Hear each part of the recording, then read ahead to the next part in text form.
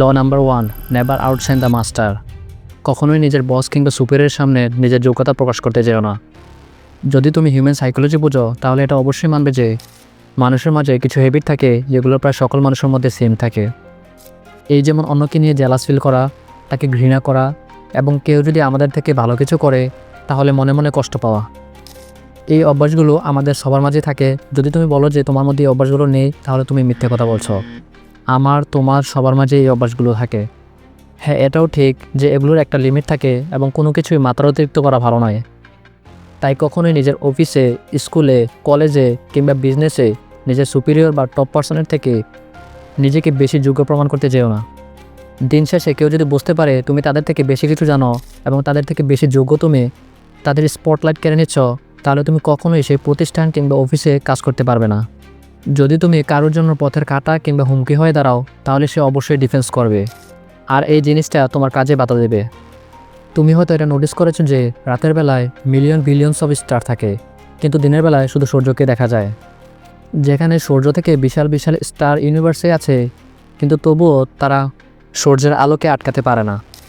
Robert গ্রিনের লেখা 48 loss of power বইকে কখনোই মোটিভেশনাল বা ফ্যান্টাসি আকারে নিও না। পাওয়ার খুবই মারাত্মক একটা জিনিস। পাওয়ার মানুষের মস্তিষ্ককে ধ্বংস করে দেয়। পাওয়ার খুবই আনএথিক্যাল হয়, ব্রুটাল হয় এবং মার্সিলেস হয়। এই ল অনুসারে তোমাকে কখনো কখনো নিজের বসের মিথ্যে প্রশংসা করতে হবে। এখন তোমার মনে হতে পারে যে মিথ্যে প্রশংসা কেন করব? তোমাকে এটা মানতে হবে যে power is a game of brutality, not ethical. তুমি এখন কলেজ কিংবা অফিসে আছো এবং তোমার স্যার বা বস যদি কখনো কোনো ভুল করে তাহলে তাকে সরাসরি ভুল ধরে দিতে যেও না। ইনস্টেড তাকে এটা বলবা যে স্যার, আপনার কাজটা অনেক ভালো হয়েছে এবং কাজটাকে যদি আপনি এভাবে করতে পারেন তাহলে আরেকটু ভালো হবে। তুমি কখনোই এটা ভাববে না যে তুমি যদি তোমার বসের ভুল ধরিয়ে দাও তাহলে তোমাকে প্রশংসা করা হবে বা তোমাকে প্রমোশন দেওয়া হবে। মানুষ কখনোই তার নিজের ভুল স্বীকার করতে চায় না, এটাই হিউম্যান নেচার। তুমি যত তাড়াতাড়ি এটা বুঝতে পারবা ততই তোমার মঙ্গল।